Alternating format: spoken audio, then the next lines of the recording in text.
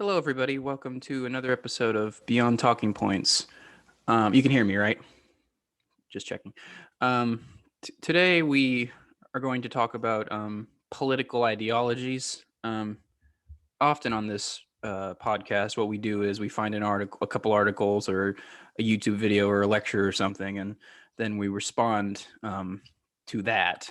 But this is going to be a fairly laid-back discussion um, because I was thinking more about like political ideologies. And I've been coming to I kind of came to a certain conclusion about political ideologies. So at some level, this will be me bouncing ideas off of Matt here. Um, but I guess I do have like a general thesis, a general argument. And that could be stated as a complete political ideology is impossible and undesirable. Um, and I guess what I mean by that is the human life. Well, I mean, I don't want to get too much into like epistemology and the theory of knowledge and whatnot, but like human life is very complicated, as we all know. That's a cliche at this point. It's always been a cliche, really. But when it comes to things like politics and governance, I think the complexities just build on top of each other. At some level, that's why the social sciences are so poor, or people make fun of them all the time because we don't understand ourselves. But that's a topic for another podcast. I just don't see a way to create a I think I'm just very suspicious of like systems of thought that are trying to explain the world. They're trying to explain the world in its totality. They're trying to explain the world in all its all the nitty gritty details. The system builders think they have the answers to the world's ills. And I mean, of course, politics is prescriptive by definition. So, I mean, this critique is a critique against myself as much as it is against anyone else. But like, what can we know in politics, or how do we know whether a policy is good or bad, or right or wrong? Um, you know, how do we how can political ideology explain the world to us? And at some level, I guess what I'm trying to say is I don't think it can. Um, I think even though ideology probably isn't something we can get away from as humans, I think it's something we have to be a little careful of. We can't read too much into it. We can't take it like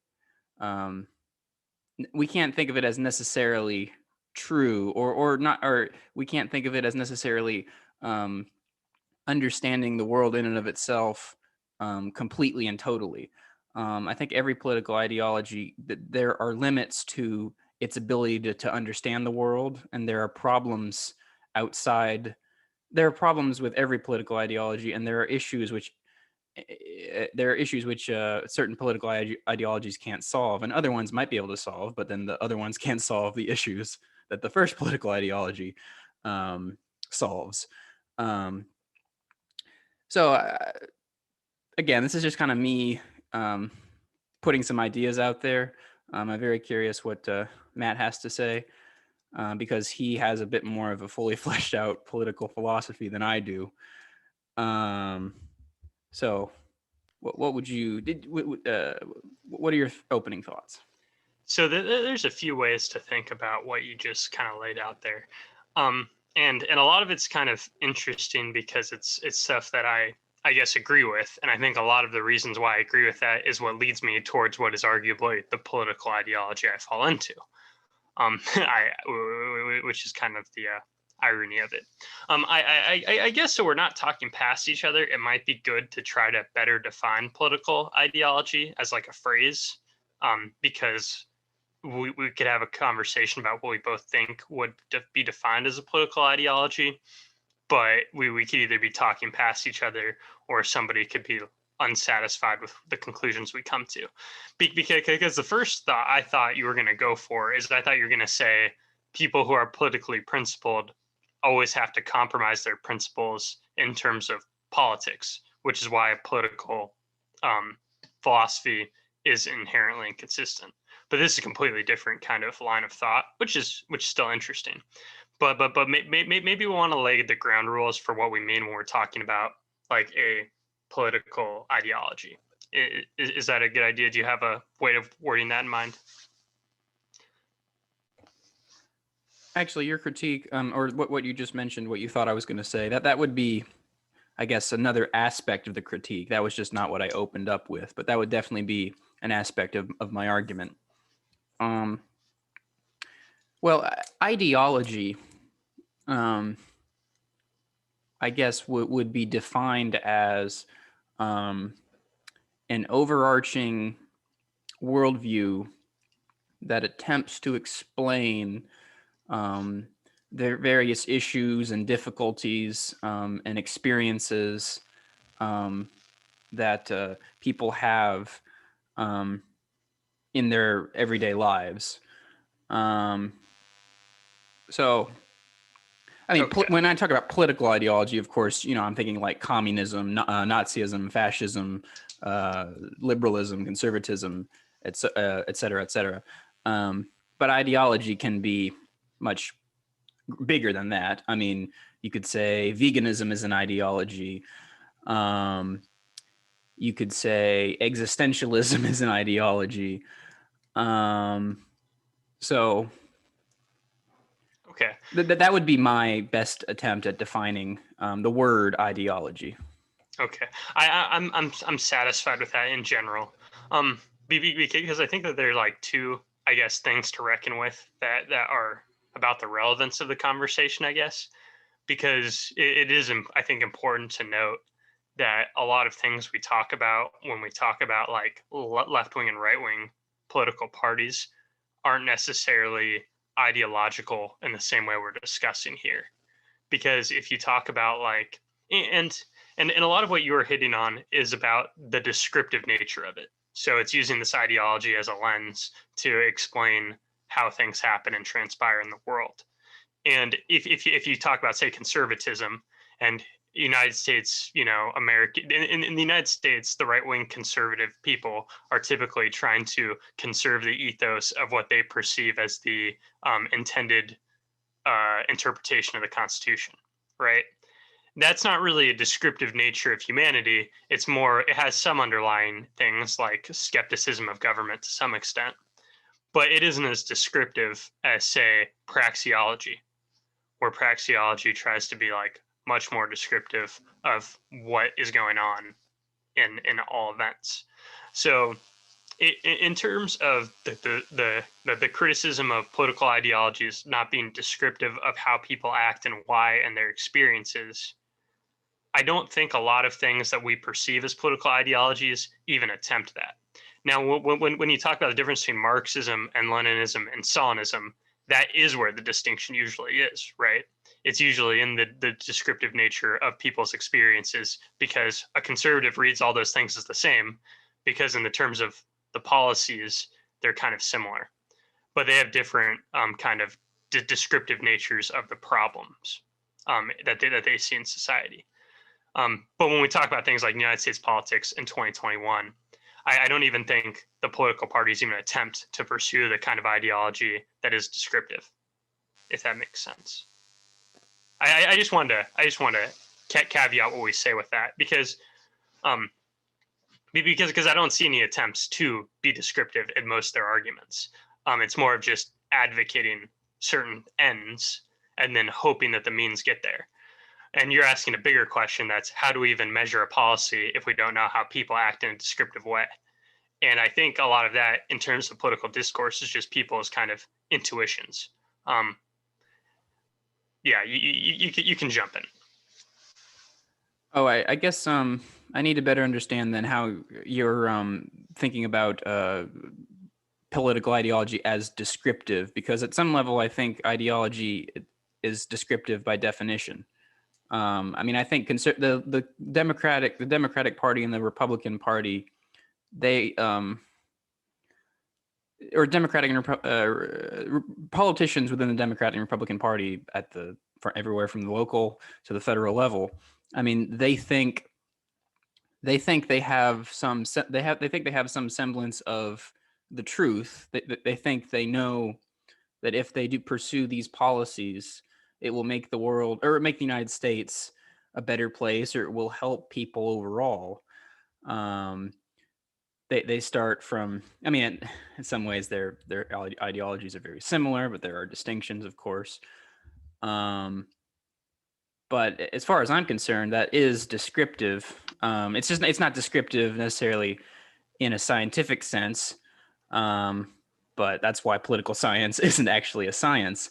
A Republican and a Democratic politician, they are pursuing these certain policies because they are making descriptive claims of the world, of morality, of public policy and human nature.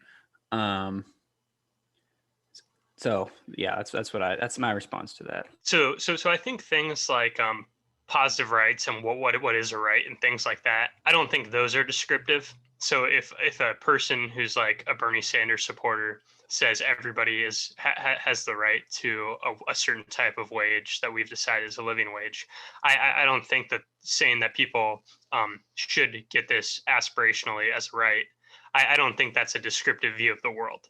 And that's part of their ideology. I think the descriptive part is assuming that a $15 minimum wage won't have bad consequences for other minimum wage workers.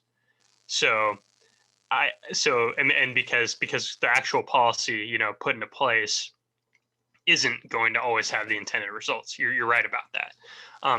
I think I was kind of making a cynical claim that was kind of baked into what I was saying. I didn't really explain it, and I wasn't even really aware I was making this claim.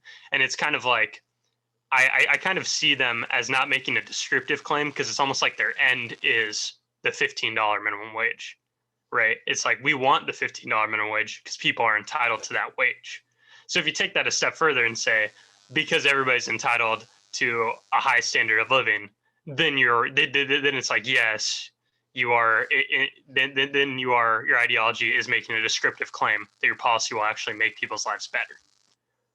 But if you see the end as you have to pay somebody a living wage, then it doesn't matter if the policy actually works. It just matters that the policy exists. So maybe that's why I was maybe that was why I wasn't seeing it initially as descriptive. But you're right. If you're assuming your policy will work and the end is something beyond just people are paid a living wage and it's people flourish and society flourishes because of the living wage, then it is a descriptive philosophy or ideology. And you do see that a lot I think you see that more in conservative policies because a lot of those are about deregulating. So the assumption that the goal isn't the deregulation. The goal is deregulation is better for business, and then they believe that better for business means better for the individual. So that is attempting to be descriptive. So I do agree with that to some degree.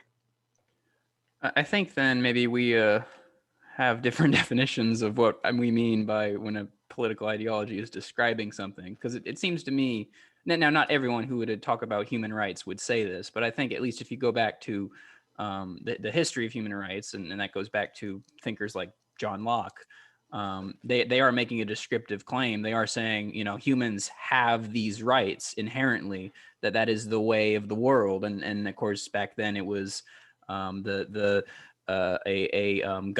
a creator of the universe that create that wound the clock and then just let it run. And then, it was the deism. And then people began to secularize that. And so, no, human rights are still, a thing. They still exist, but they're just not created. They're not built upon or they don't come from a divine force. So I guess even when I say that ideology tries to be descriptive, I mean, you can include in that, at least as far as I'm concerned, a lot of maybe subjective claims or a lot of presuppositions that you would disagree with, but these presuppositions are there to because people think that is how reality is at some level. Yeah, I don't think I tie. Okay, so I when we define political ideology up front, and I jotted down kind of as you're saying it, overarching worldview that attempts to explain issues and experiences. When I think of descriptive, I think of like, okay, in my political ideology, the reason I support this type of policy is because it ends up at this result, and that's kind of saying I have a descriptive in the world. If you do this type of thing, you do input X, Y is the output, right? So that's what I see there. But when you're talking about an overarching worldview that is about explaining issues and experiences, it's more of like what has actually happened, and I think that's what separates it from the abstract. So I don't think I mean I understand what you just said, but that doesn't ring to me on the same level as what attempting to be descriptive, at least the way we laid it out at the beginning of the episode, is striving to do. If you disagree, that's okay, because I think that's just a roadblock then. But well, I think that your assertion though of like that negative rights are a thing, I think that's a descriptive I don't think that's concept descriptive. of So the I think we're world. just talking past each other. Yeah, I just don't think that's descriptive. Okay. Okay. So I think we just dropped that because I think we're arguing about what the word descriptive means for no reason. So I am making the executive decision to drop that because I just don't think there's even anywhere to run with that. Okay. So maybe the way I'll push back on the whole part of okay. So my initial thought when you're explaining, you have these ideologies and they have certain goals, but how can you know if a policy works? How do you know if this works with that? You have to assume that everything in your worldview works out in the perfect way for it to all be like this cohesive system. Well, that's the kind of skepticism that like pushed me from being a small government person to a no government person, because I think the justification to do a policy must mean that you have a very good reason for it. And I don't think most of the analysis that comes out of people like Keynesians or people who really make policy are mostly Keynesians, because a lot of the other schools when it comes to econ are for rolling back policy. But I don't think there's good reasons to believe what they're trying to sell me.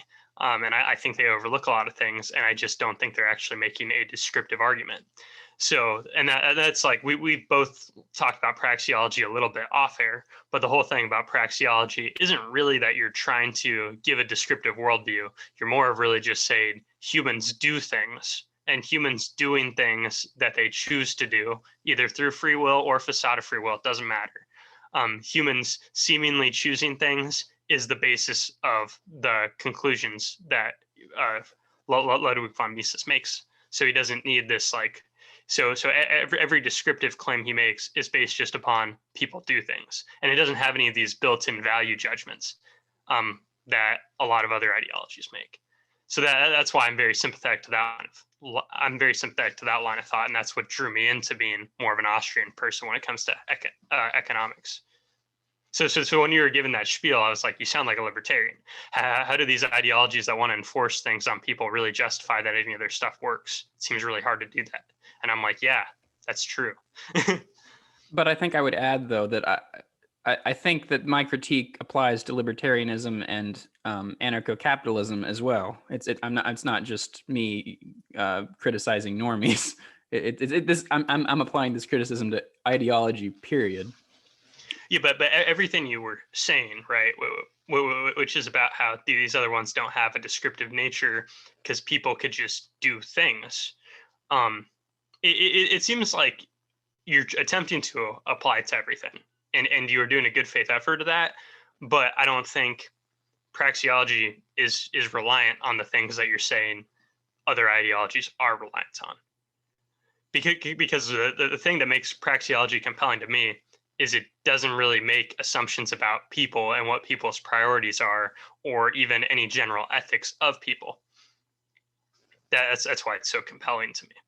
It's just people do things that they want to do or are compelled to do So what are the consequences? And it's like very basic. But it seems to me that ideologies make assumptions by definition.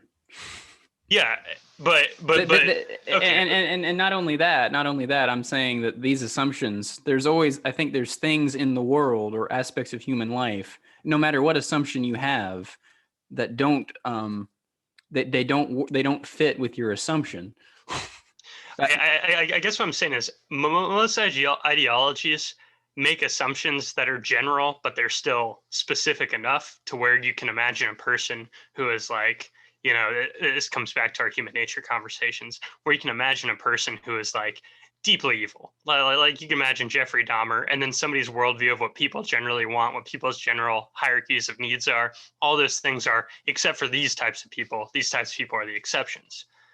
But if your general premise is as vague as people do things because they think they're choosing to do things, then I don't think it contradicts themselves the same way other political ideologies do.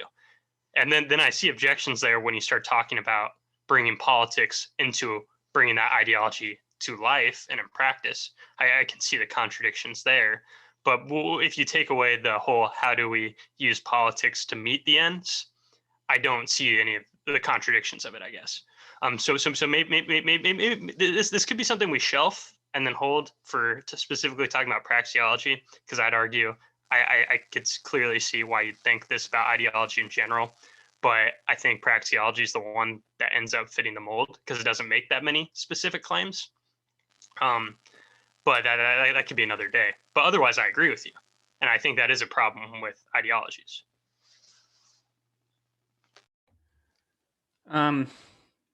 Yeah, maybe we should shelf it. I'm just very interested in the fact that you seem very hesitant to apply this criticism to praxeology and to Austrian economics and anarcho-capitalism generally, when I think it's when I guess I'm having trouble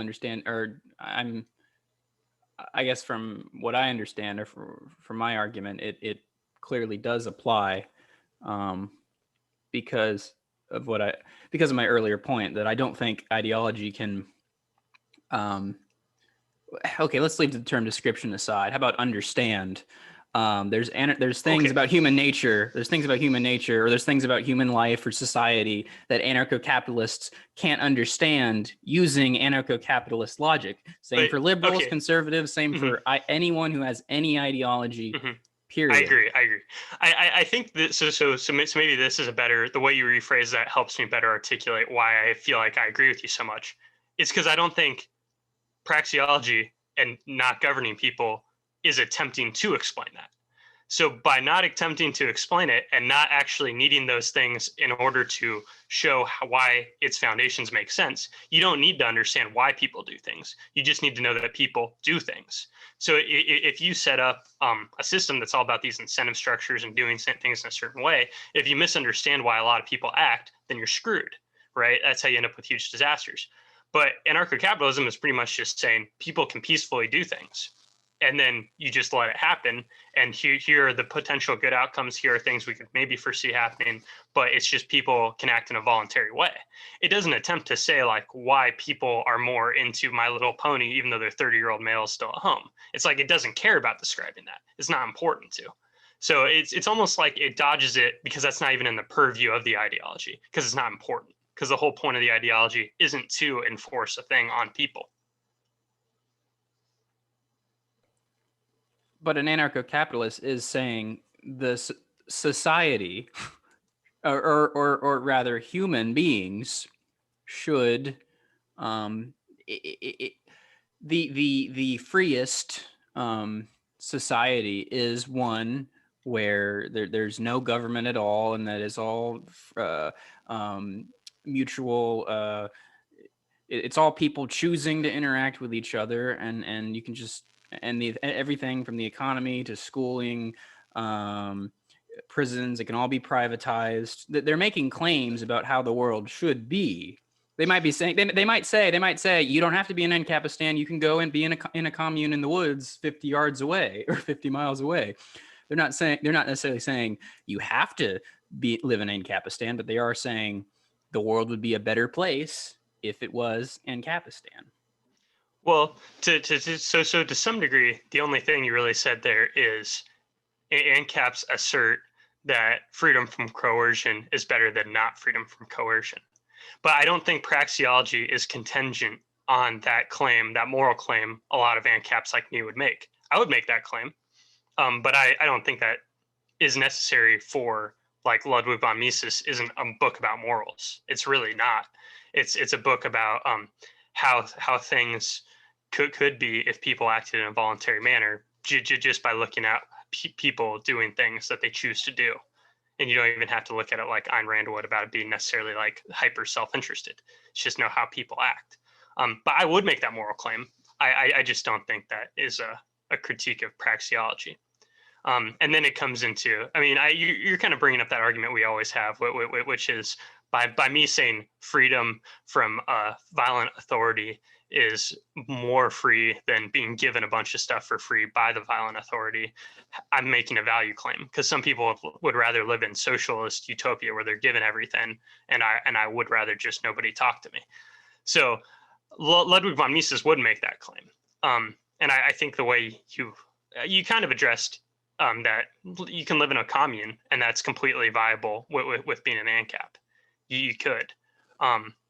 It's just so okay. So to some extent, you're lumping in being an ANCAP with praxeology, and I think praxeology is still exempt from your argument. I understand the value judgment you're saying is relevant. What I'm saying is all ideologies have value judgments, and I think that's what you're disagreeing with. Well, I don't think praxeology does. I think the general ethos of an anarcho-capitalist definitely makes value judgments. I agree with that. But if we're saying like all ideologies, then it's like, okay, well, yes. Well, then you have to address like things like praxeology, which is a thing that not a lot of people read, and a lot of ANCAPs can come to ANCAPs into intuitions without reading Human Action. But Human Action is like it's the manifest. It's not even a manifesto. That's a bad word for it. It's the treatise. It's the treatise that's all about the kind of claim you're raising, and I don't think it would fall into kind of the purview of what you're arguing. If it has flaws, it's only in the flaw that it doesn't attempt to explain things that you're saying ideologies can't explain. And it's like, you're right, but praxeology is an ideology. It just doesn't attempt it. So maybe you are fine with it because it's not all encompassing. So maybe you're right because only all encompassing ideologies end up suffering this way. And maybe praxeology is just a partial one. And it's incomplete because it doesn't even attempt to explain the things that you're objecting to. I'm okay with that. But I think it avoids some of the assumptions that you are skeptical of. So I think I'm leaning towards maybe we have to do a praxeology thing in the future, because it's like when we talk about philosophy, and I know I don't do it a lot because I'm one of those news junkie types that is a loser and I only listen to philosophy sometimes, so we can't have an episode on that every week. But maybe that's the most relevant one because it's the only one that I'm prepared to defend, because I wouldn't be able to go through all your critiques of political ideology and then do that from like a Stalinist point of view. I would just never be prepared to do that, and I don't believe it. But I've learned a lot on praxeology, and it's just like I understand the critiques you're saying, and I just don't necessarily buy that it applies to that.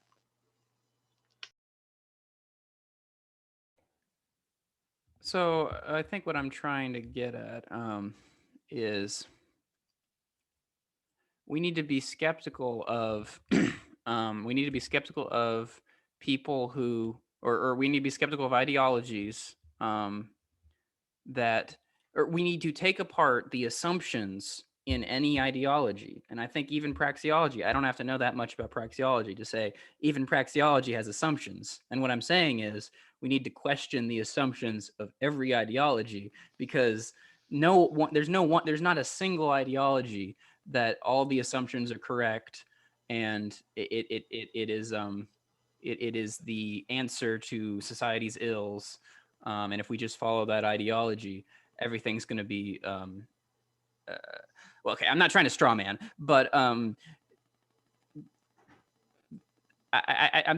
trying to nail this point home there are limits to every single ideology, and that includes praxeology. I just have to read more on praxeology to give you the details on that. Well, and there are limits to it for sure too, because I think where we're in agreement is, I think the reason why it can be the exception is because there are very few assumptions in praxeology, as far as I'm concerned. Now, you could come to disagree with that, and that's a separate thing. But that's also why it's not all encompassing. So when you see there's an 800-page book all about trying to explain the world through the lens of like a certain type of feminism, it's like, okay, well, you're trying to encompass economics, you're trying to encompass every different type of relation people have, all through the view of like human gender, sexuality, and race. And it's like, guess what? You're gonna by making so many assumptions and generalizing, you're gonna run into things that do not sound right, and you're either not gonna have principles, or you're just not making points. It's kind of like one of the two. So I so what I'm getting at is, I think your general claim is correct. It's generally a good idea to question when people say that they have the miracle answer that answers it all. You should question the roots of it. I'm all for that. And if it attempts to explain literally everything, then you should be concerned by it.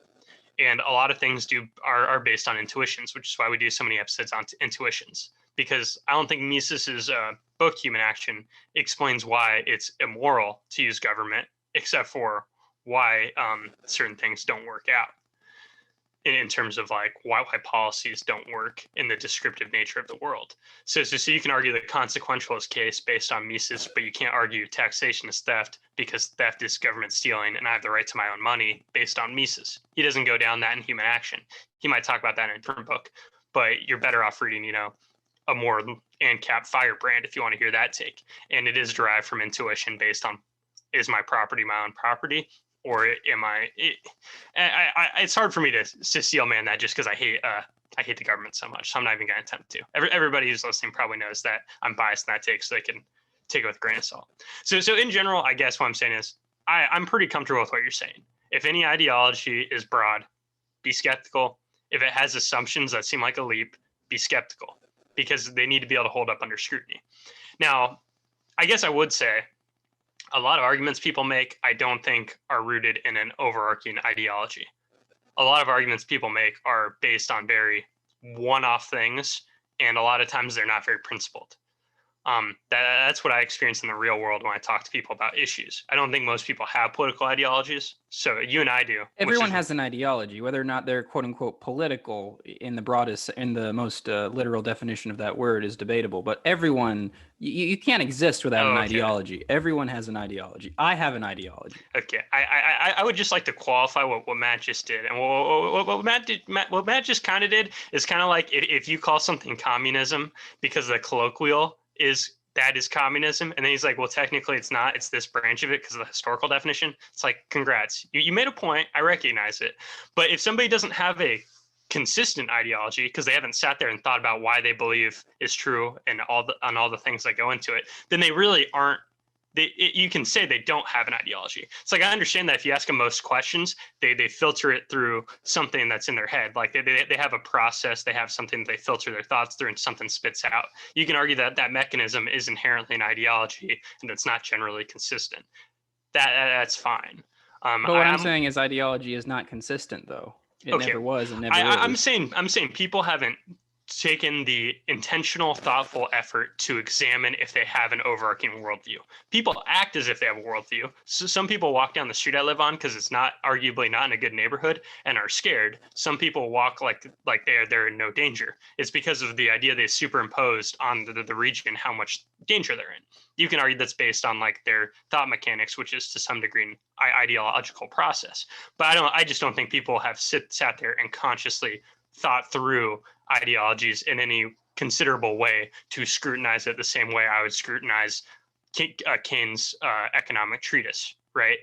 And if you put ideology to paper and you really were thoughtful about it, it should come out like a 600-page book that nobody reads, like by Keynes or Mises. And only some people read them, even though they're two of the biggest giants in their field. That's the point I'm trying to make. So people aren't intentional and thoughtful about it, even if they do have one, which is the point you're making. People don't have to be intentional or thoughtful to have an ideology, though. I'm saying we're just we're just talking past each other for no reason. So I'm okay with accepting your definition. I'm not saying they don't have an ideology. I'm just saying it's unfair to scrutinize it in the same way you would scrutinize a person who spends time thinking about issues and actually trying to be consistent. So if we're going to talk about Lenin, there's a reason to hold Lenin to a higher level of scrutiny than a random neocon in the United States in 2021, because the random neocon does operate under an ideology, but there's no reason to think he's done any kind of introspection about his ideology if he just watches 30 minutes of cable news every day. But then there are people who actually write books, and then they've done the Steelman version, hopefully the Steelman version of something resembling their ideology, and then you can scrutinize it. That's the point I'm trying to make. So even if people are inconsistent, it's like, okay, but they're a random person. They haven't been introspective and put together something that is actually coherent. So you're right, it is inconsistent, but you can't actually generalize that, because that's the lowest form of a person in terms of the intellectual space thinking about issues. I mean, you just said something which I guess I have no comments on. So okay. Okay. Do we want to talk about actual politics, the politic part of political ideology? Because I think this is where points I slam dunk agree on are lingering. So there's like age-old questions on people who are small government trying to figure out when they're allowed to use government policies to get to the ends of what they want. So one of the fun questions is for like ANCAPs and libertarians is if you're open border, and then you end up immediately dropping the conversation about principle because politics is a completely different animal. And a bunch of ANCAPs will say, well, if bringing in more immigrants could lead to a voting contingent that votes for bigger government, or if they end up actually taking in government revenues, or if monetary transfers go to immigrants and then it increases like things like the debt and taxes, then they shouldn't be for immigration. But in principle, you shouldn't be against people peacefully interacting with other people, and borders don't matter in that conversation. So it turns into, from a philosophical question to a quantitative question. Now, a lot of people like the Cato Institute do quantitative work that shows generally does a good job of showing that libertarians should be open border despite all their concerns. But it's not a slam dunk case, because you have this dirty thing of political power that lingers its head in. So this is where I see a lot of things that seem like a consistent or relatively consistent thought process starts to fall apart, because then people start stuttering. There are a few more good examples of that, especially against libertarians, because that's the space I'm in a lot. But do you have some thoughts on how the political power interacts with it? I mean, at some level, politics is historical. So you have to think about where you're living, or when, at the time period you're living in, and what country you're living in, and the cultural, sociological, context in which you're existing. And then there's the what you can get done, what a politician can get done in practical terms, given his range of influence, and the his political opponent's range of influence, and how much can he or she get done by himself? How much does he have to work with other people and compromise and kind of let this issue go in favor of this issue? So yes, this is the aspect of the conversation which is a bit more on solid ground, because it's fairly uncontroversial, it seems to me. Hillary Clinton, just the person that came to my mind.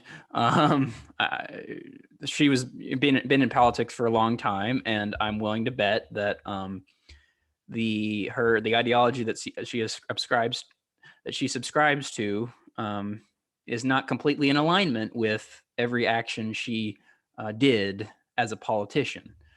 And that's partly, I mean, it is, and that's true of all politicians. And that's true, even if we want to broaden it out, that's true of just people's value systems and worldviews and the everyday actions that people undertake.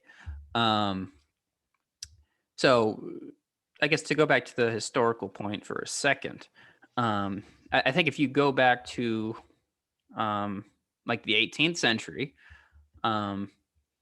if I were alive, if I were like a intellectual in the 18th century or just a wealthy person in the 18th century, I would probably be a constitutional monarch, or I would probably be in favor of a constitutional monarch in the sense that at that time, at least, you can't really, it was very hard to do anything other than monarchy.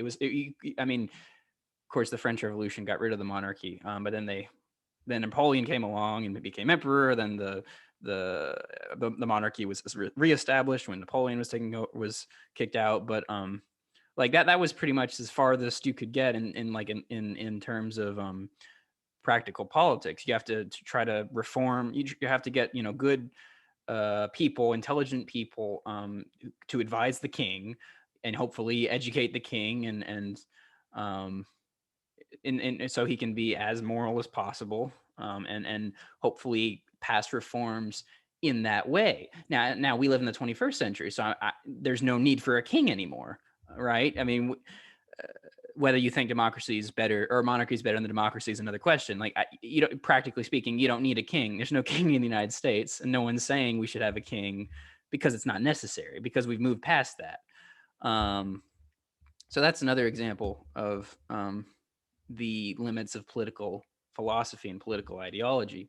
And of course, a couple hundred years from now, when pretty much everyone alive right now is dead, politics would probably be extremely different then. The ideas we have now are probably will seem archaic to our descendants, and they won't quite make sense in the context of 200 years from now. So in some sense, politics is relative to the historical period you're in. Would you like to respond to that? I think that's a lot of food for thought, because I think that that's an important claim, right? Because we aren't debating slavery anymore, right? So there are obvious changes in politics and the issues of the times, but a lot of things, I guess, to some degree, are consistent in terms of grand narratives, right? So like you could argue the Marxist narratives from like any time in the last several thousands of years, because you always have, if your grand narrative is about power dynamics and that's how you shape your politics, then it's like the politics change, but the grand narrative doesn't, because even if you're in a tribe with 6 people, if you're not the leader, there's something going on there that Marx might draw attention to. But in general, it's like, yes, like we aren't as worried about how we bring in, we aren't worried about how well managed our aqueducts are anymore, because that was more of an issue for societies, hundreds and thousands of years ago. So I definitely acknowledge that. And to some extent that ties in with incrementalist views, right? Because if somebody did have the grand idea, 200 years ago, that everybody should be entitled to certain life-saving procedures that didn't exist yet, you couldn't make those future things that don't exist yet happen. So in a way, you have to work incrementally towards the future, even the things you can't imagine. And I don't know if that made any sense, but I'm just trying to get the idea out there of that somewhat ties in with every step in history is generally marginal. Although that does, is the historical figure I mentioned earlier, Lenin, he did famously say, you have decades that feel like where the amount of stuff happens is minutes, and some, or the span of like a decade's worth of history happens in a week, and in a week a decade's worth of history can happen. Yeah. So that kind of counters the incrementalist narrative, but still, even if a decade's worth of history happened 600 years ago, it didn't bring them up to today where we have iPhones and we're worried about big tech censorship. So it's always a moving goal. I agree. And like, how can a political ideology be consistent with politics if politics is rapidly different but ideology is allegedly the same? So it's kind of like, how can ideology be timeless if it's supposed to be all encompassing? So yeah. Not even praxeology is timeless. Well, Well, that's why I'm actually kind of leaning towards the whole thing where it's like I don't think praxeology is attempting to be all encompassing in one of the ways you object, because praxeology it could be because it's not descriptive, right? Um, I don't know. That might be a whole other can of worms. But I have another angle on the politics versus principle I kind of want to delve into. So do you want to tie the bow on this, or are you okay? Um, I guess I just wanted to add the kind of the second point, which is related, and that is, um, it like let me put it to you like this. So, if I were running for office, I mean, I'm way too young to run for office, but if I ever decide I want to be a politician, I want to run for office, um, and I run for office, um, I would, in that sense, I would be a liberal because there is no like I don't care how many times people call Bernie Sanders I don't care how many times Bernie Sanders calls himself a socialist and everyone and 1,000 other people repeat it, and I don't care if AOC calls herself a democratic socialist, whatever. There really is no socialist tradition in the United States. It's liberalism and conservatism. That's basically the extent to political ideology in this country. You can't really be a communist and run for office. You can't. I mean, you wouldn't be an ANCAP and run for office. Obviously, that'd be contradictory. You can't be a fascist and run for office.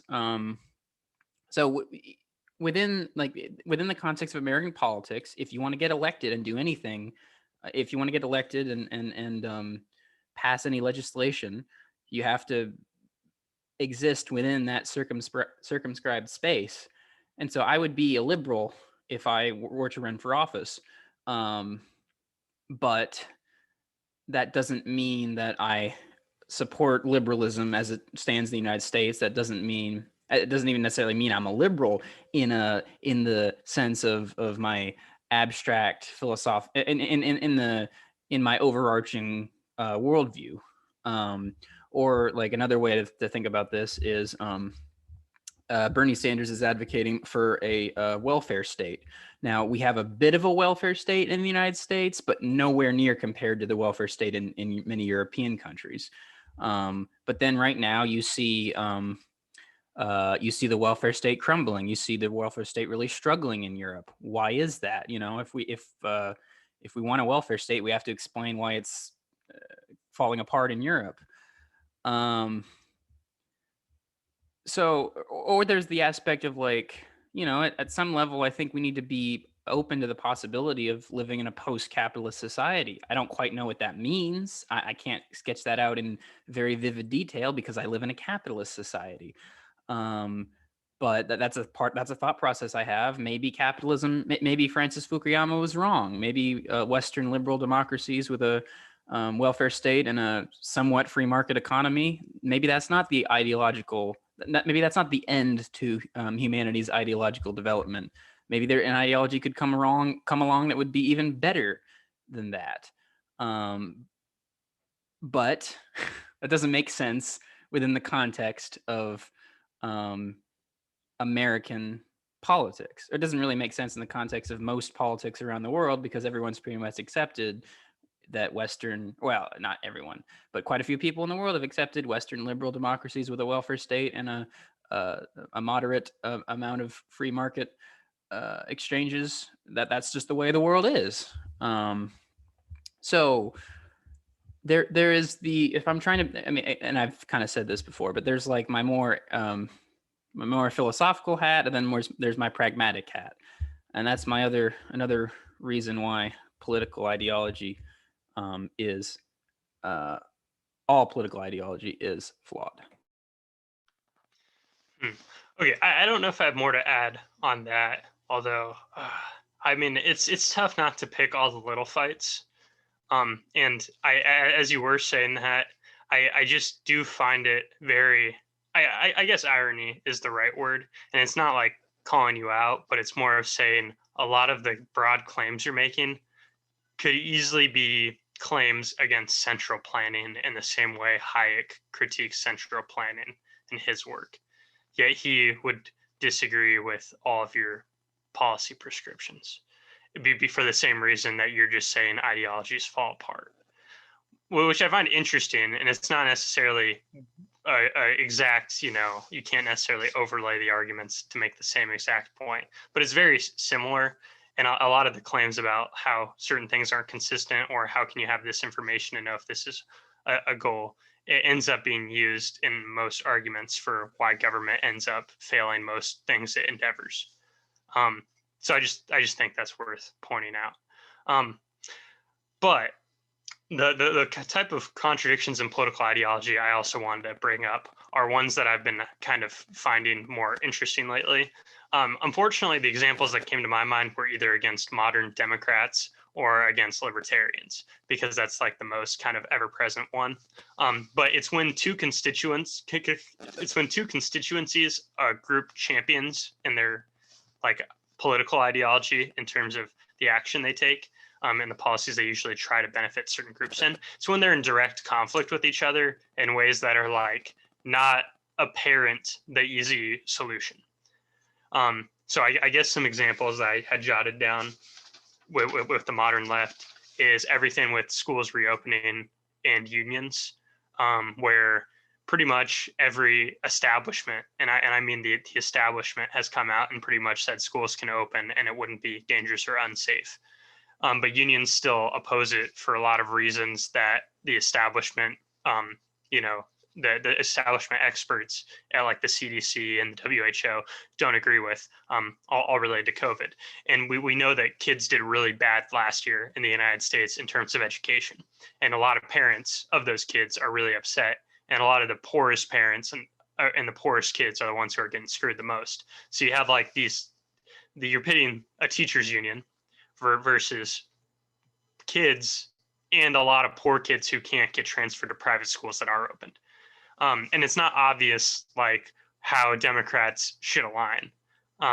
The other one that I think is that comes up a lot more maybe in your circles, or it doesn't. And it also, I guess, in a way comes up on the right in terms of, I guess, like the people who are characterized as the populist right now. We won't argue about populism right now and what that even means. But the populist right, it's the idea of, well, actually, it's easy for the populist right because they don't care about migrants.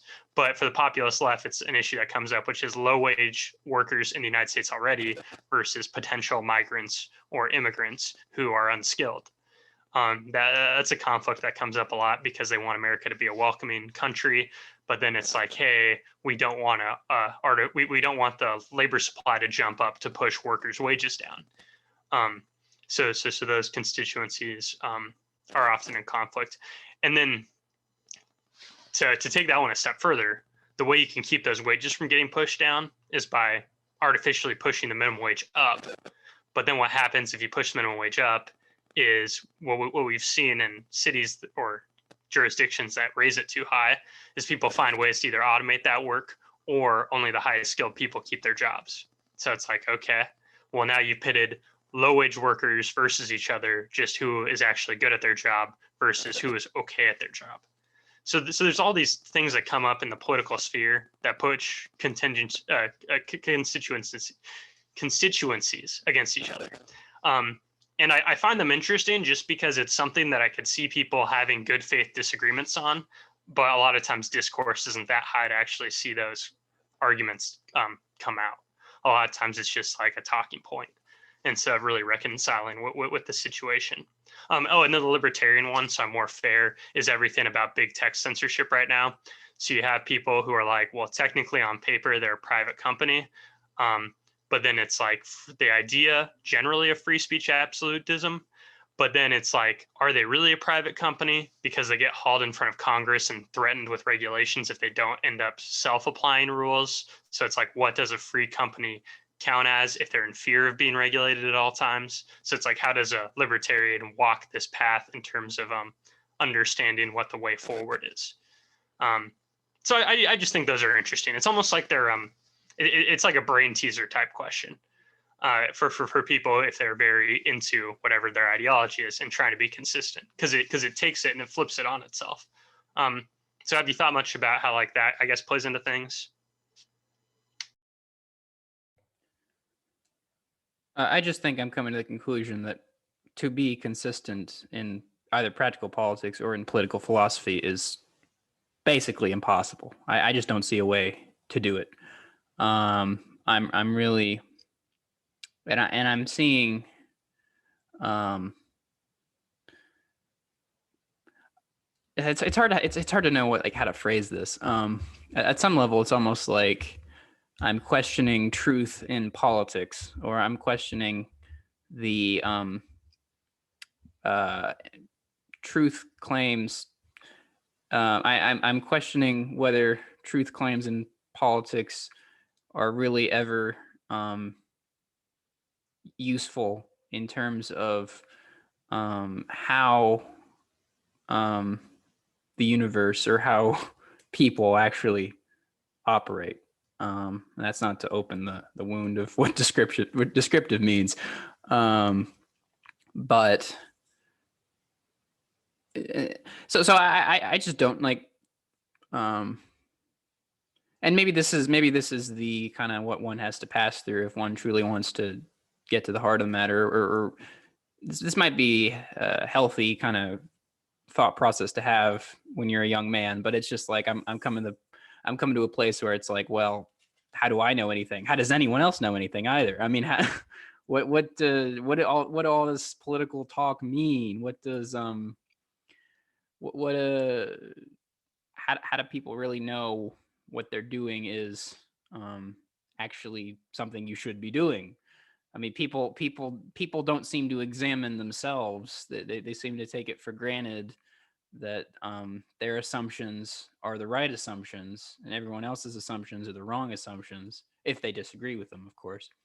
Um, and so I'm just like, I'm kind of suggesting to myself and other people that we start questioning our own worldview as well as questioning everyone else's worldview, and in the hopes to um, maybe come to some conclusion or some consensus or some idea of what's going on when we start talking about policies, and when we start talking about more abstract things like rights.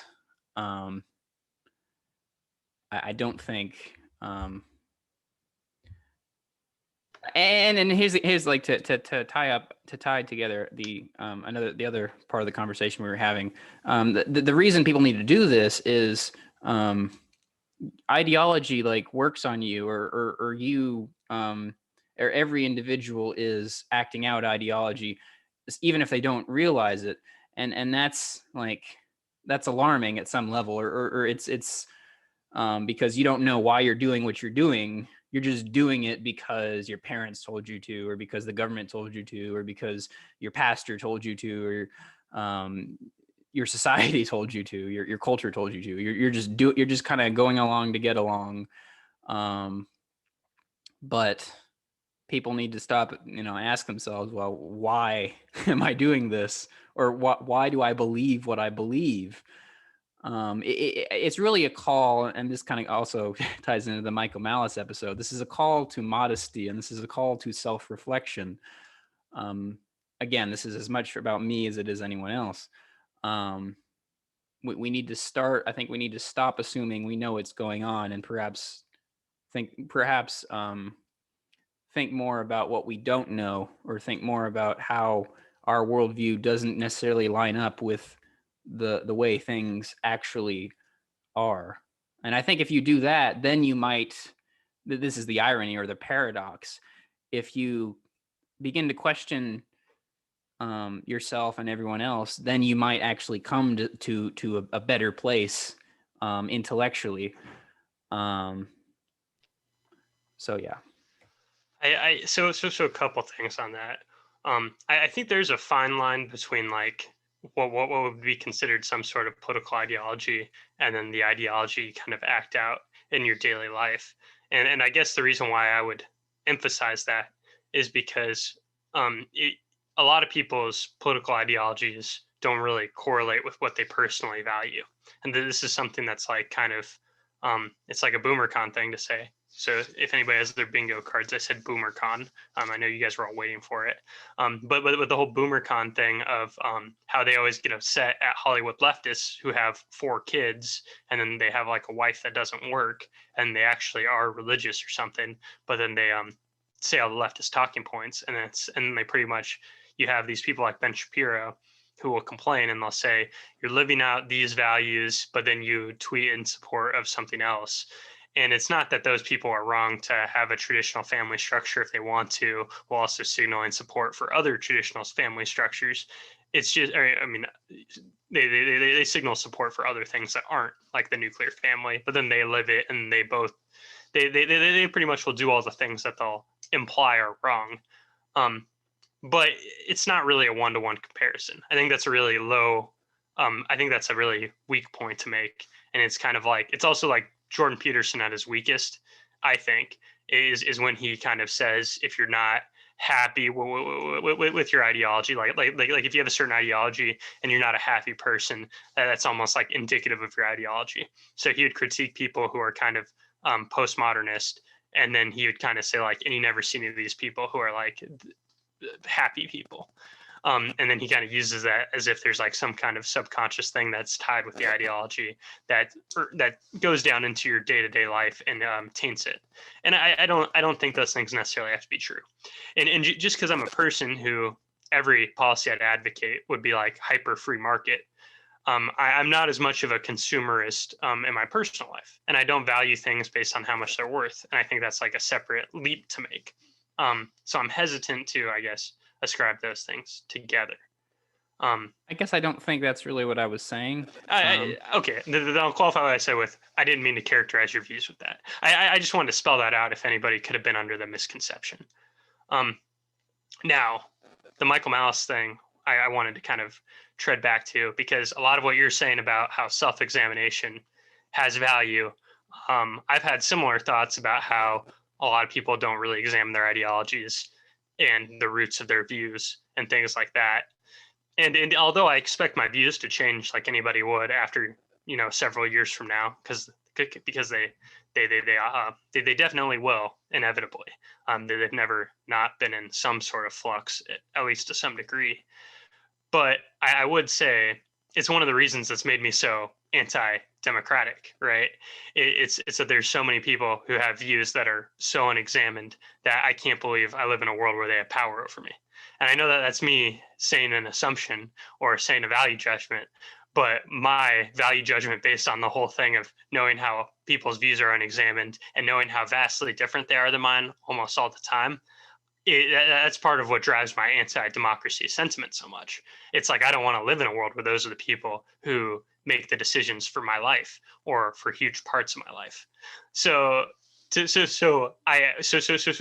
I tell people they should examine their assumptions, I don't want to accidentally mistake that for a call for unity, because the last thing I want is unity with people who I don't think have my interests in their heart, or they want to rule me.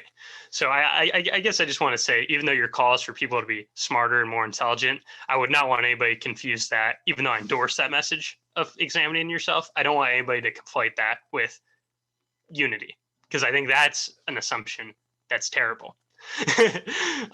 So yeah, I just had to add that on to be a jerk, I guess. But otherwise, I mean, I'm in agreement with you. I reiterate how I don't agree with a lot of views because I think their premises are wrong. And that's why we have conversations where we sit at our premises and we throw stones at each other. And it's because that's where the real battle is to kind of be had. Because if things stem from there, then that's really the root of all evil.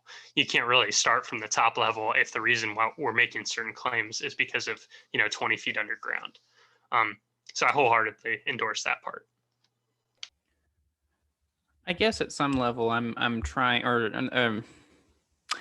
I don't know. I'm not trying to sound like really pessimistic. I don't know if I'm coming across as that way or not. But like when I think about, I guess our podcast, at some level, I think it's wrong to think of it as,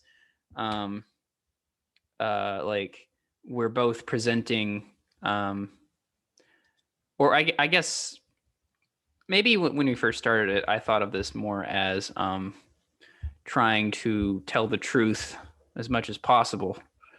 but that might be the exact opposite of how I want to approach the podcast, or how I want to approach the world as a whole. I don't know. I think I'm just kind of thinking more about what we really actually know, and what we just think we know, or just assuming or asserting based on emotional needs, or just other outside or inside influences that are causing us to argue for certain things. But it's not even necessarily so, like, when you like, and this applies, I guess, like, to philosophy generally. But I mean, if any philosophical debate, it's never even necessarily the philosophers are discussing truth or reality. They're discussing their ideas, and they're slamming their ideas against each other. But that doesn't necessarily mean the ideas reflect. Excuse me. That doesn't mean their ideas reflect reality of the slightest. They're engaging with reality, or they're engaging with ideas, and not necessarily reality. And but then that kind of raises into questions. Well, can you engage with reality? If you can, how do you do that? Yeah. Well, and like it. So with certain things, it's easier. I mean, with if I want to think about, like, Newtonian physics, I can take a pencil and I can drop it, and it's like, okay, that's kind of my way of examining, I guess, the truth claims of Newton's view of the world. And the, so like, and this kind of gets back into our conversation off air about, like, the natural versus social sciences. I think with the natural sciences, it's much easier to make truth claims and to kind of look at reality or truth. But when we get past that, then it's much more fuzzy and complicated. And I don't think people often recognize that. They think that the truth claims you can make in, say, biology or chemistry are equivalent to the truth claims you make in, like, politics or history or philosophy. And they're just not. Well, okay, so this is where we open up a different can of worms that we disagree on, because the way you just tested physics by dropping a pen. I don't think that's that far removed from if I was going to try to describe an event that happened in, like, the stock market recently with GameStop. And I think that there is a very clear narrative of what happened there that makes a ton of sense, and it is actually really explainable what happened there. And then people like to dunk on that whole situation when it comes to free market ideology, because they're like, well, what? GameStop's a dying company. How did all this happen? But I think it is, like, fairly explainable. But obviously, it's not supposed to be a philosophical principle like physics are. It's just supposed to be a description of an event and why. So, I mean, I almost think philosophy is the least real thing, because if somebody knows nothing about philosophy, you can, for all intents and purposes, engage in the world. So it's almost like everything about the abstracts of what those engagement means is almost extra credit that you almost have to take yourself out of the world to even comprehend. And by removing yourself in that world and then, like, listening to lectures and reading books, you're not doing other things that are arguably, like, quote unquote more real, like having discussions about things that are tangible.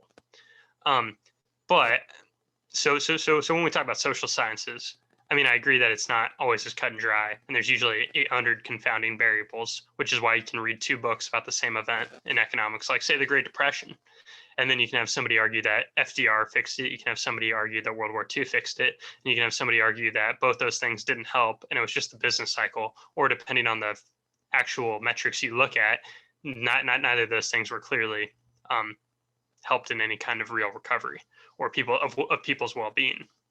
So I think I agree it's murkier, but I am skeptical, because I know how there are things like the Great Depression where there can be multiple interpretations that all gain clout from different crowds of people. So you have to very heavily scrutinize it in a way that you don't have to scrutinize dropping a pen. But that doesn't mean, I guess I'm hesitant to say that that's not as true. I just think it's easier to be misled. So maybe that's why we differ. But in the end, in terms of tangible things, I would still recommend the same thing you recommend, which is being very, very, very skeptical. But I don't think I'm as bearish on truth claims as you are. Which I guess that's okay to disagree on. I'm still hesitant on big picture claims, right? Because I was the one who came off as an intense postmodernist like 25 episodes ago. Because I was just kind of like refusing to acknowledge anything is real beyond our experience. And when I try to put myself in a philosophical context where I'm actually talking about things beyond like what we can perceive, then yeah, it is hard to make any true claim.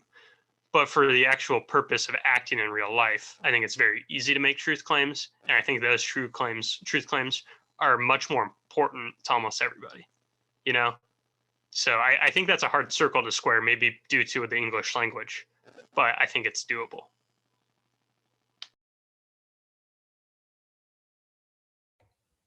I agree. Okay, well, I think that's the cue to wrap this one up on the weird episode where we agreed on a lot of stuff, even though we disagreed on almost everything. But we agreed. This episode was more me venting about things I've just been on my mind about truth claims and in politics and ethics, really. And then I was able to co-opt it for my pet projects, which are how teachers unions are currently doing battle with poor parents right now, because I just think that's really funny. But it did tie in a relevant way, so it wasn't a complete shoehorning debacle. But no, I'm glad you brought it up, and it does give food for thought. And I agree with pretty much all of your general sentiments. It's just like I would just qualify things more because I'm biased. You know, the usual. But okay, so for everybody listening, you can check out our backlog of episodes on any podcatcher or on YouTube. You could find dozens and dozens of episodes of us arguing about things that are either related to philosophy or policy or political philosophy, much like this episode was. Yeah. And then I'm in the process of creating a Beyond Talking Points YouTube channel. So for the longest time, I had this. If you listen to previous episodes, you'll hear a particular YouTube. You'll be directed to a particular YouTube channel. But I'm trying to create a channel purely for this show. And so eventually that'll get up and running, and you'll be able to see all the episodes on there. Until I take them down, though, and the other one started up, you can see what we've already done so far on the YouTube channel, The Anti-Philosopher. But I thought it was time we actually had our own YouTube channel and not just a little segment on my channel with 43 episodes of us talking about random stuff, and then my other videos just being completely random and totally unrelated to any content we do on this channel. So and then on this podcast, I should say. And to stay on the same note, I at some point last year I decided to create another podcast feed for when I feel like we're ranting about usually single topic issues that are usually more politically grounded. So you could find that just by searching the Obey Podcast or Obey Podcast. It's on Twitter as the Obey Podcast. And the reason, the more important reason why I bring that up is because I have a BoomerCon radio type intro to that, which we're both getting a kick out of, in the same way that we were kind of laughing about how, in hindsight, like sending people to the Anti-Philosopher as a YouTube channel is like totally something you'd like see on Reddit. It's just like the opposite direction. So I like the BoomerCon like 90s talk radio intro. That's really it does not match my personality at all. And then I'm talking about like Robin Hood and GameStop for 30 minutes, and then it plays again as an outro, and it's funny. But yeah, so it's probably better that we're migrating those videos to another channel, and then I still get a kick out of that when I listen back to a couple things I've recorded. In fact, what the narrator of the in the intro, it says the truth. What he says is completely against everything I've said in this entire podcast about truth claims. Well, so no. We remember we just tied the knot. It is true, kind of, the claims you can make. It's just not true on the grand scale, and I agree with that. And then since I'm doing a mild amount of self promotion here just at the end, if anybody's seen the show, they live. That's kind of the reference of that podcast, because it's a great Roddy Piper movie. So if anybody hasn't seen that movie somehow, you should. And I end up usually posting on that feed on Monday and Tuesday mornings. I think I posted 3 this week, but that's probably more of an anomaly, trying to get that schedule straight. So yeah, if you want to hear me, I talk really fast on those solo episodes too. It just ends up happening. If you want to hear me just spitting whatever reaction I had to generally like a Wall Street Journal article or something else that triggered me, feel free. I'm pretty much a very pro violence ANCAP. Apparently, I think I think you could characterize me in such a way. So if you want to hear some random ramblings, you can pop over there. But I appreciate you guys listening through this far in the episode. And until next week, signing off, it's Matt and Matt.